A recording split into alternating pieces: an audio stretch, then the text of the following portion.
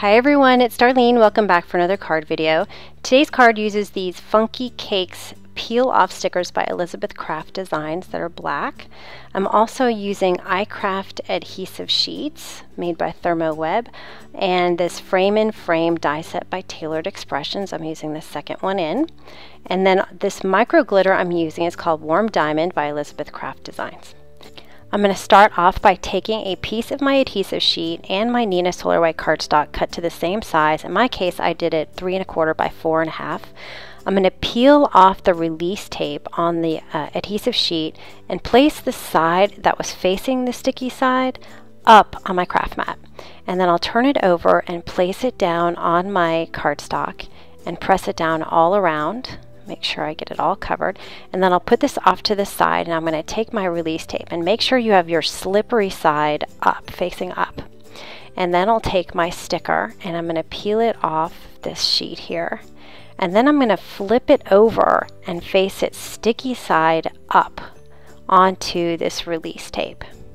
And the reason why I cut these to the same size is so that I could easily center it, because you'll see I'm not going to be able to see it when I actually put it on my cardstock. So I'm just taking my tweezers to kind of move it around here to make sure it's centered. And then I'll take the cardstock that I put the adhesive sheet onto and I'll peel off the other side. So all that's left is the stickiness of this adhesive sheet. And I'm just making sure I've got the slippery side up, because if you don't have the slippery side up, it'll stick to your cardstock and then you'll have a mess on your hands. Then you'll take your Neenah and flip it upside down so it's sticky side down. And now we're doing sticky side of cake to sticky side of cardstock.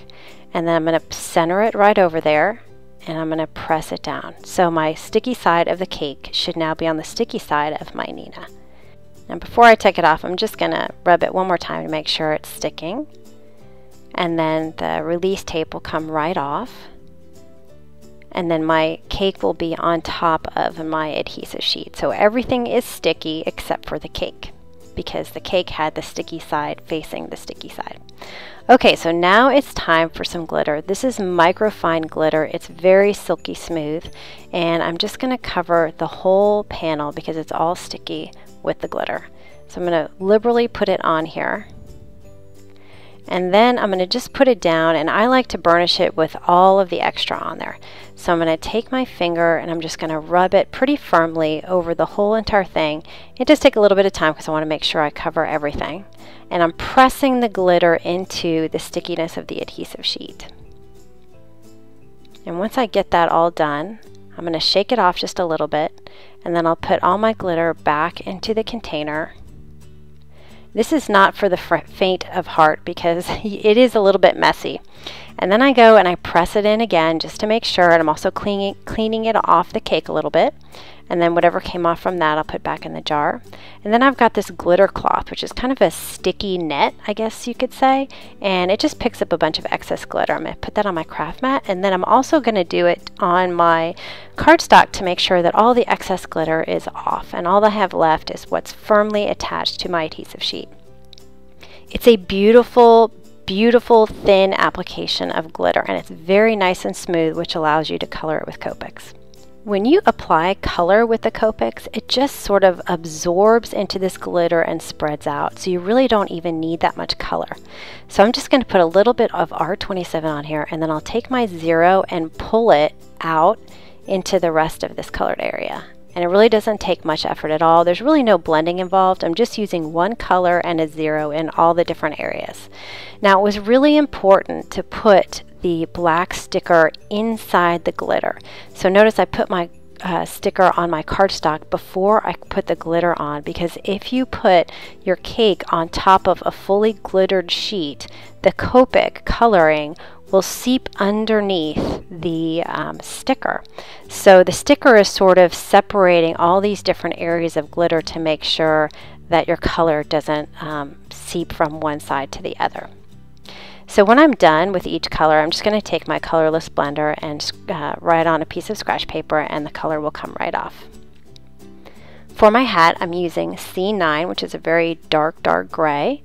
And this is, you know, just kind of, I'm going for the look of a top hat. And you can see I'm just barely touching the glitter, and it just spreads out really quickly. And then I can pull it across the hat with my colorless blender. And you want to be careful because you can really kind of get blobs of color in here if you're not coloring it pretty smoothly. And notice I'm taking some off in the middle of coloring it because I didn't want that center area to be too gray. So I'm just going to go ahead and finish coloring this. I'll turn the music up and then I'll be back in a minute.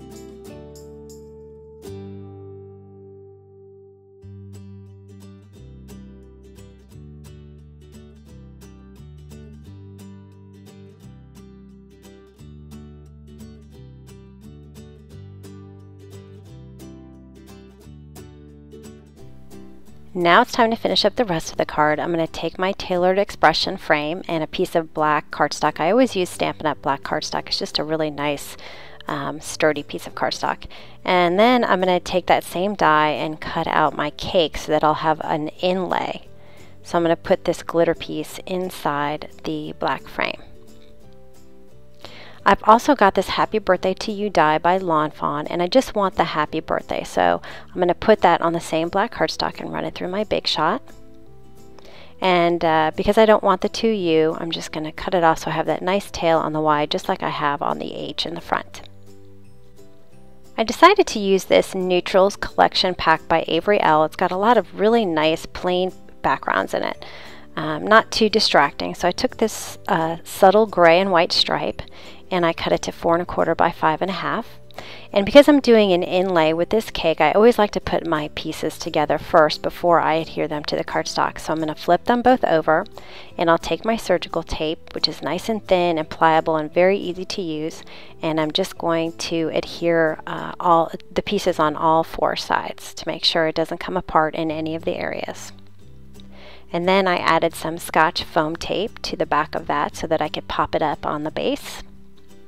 And I'm going to put it on my pattern paper here, but I'm going to raise it up a little bit from the center so that I have space for my happy birthday underneath. So I'm just kind of figuring out where to place it. And once I get it positioned, I'm just going to press down firmly so that my foam tape is adhered. For my happy birthday, with these sentiments, I like to hold them with my tweezers in one hand, and then I take my 2A glue pen, which isn't very liquidy and it has a nice precise tip, and I just tap it along all the different parts of the word, and it's really easy to put on. So then I just mostly just position it with my tweezers, but then once I kind of get it in the general area I want it, then I just pick it up with my fingers and just kind of place it exactly. There's no eye cut out of this birthday, so I just took a Stampin' Up! Black marker and I just created the eye myself by just adding that little dot.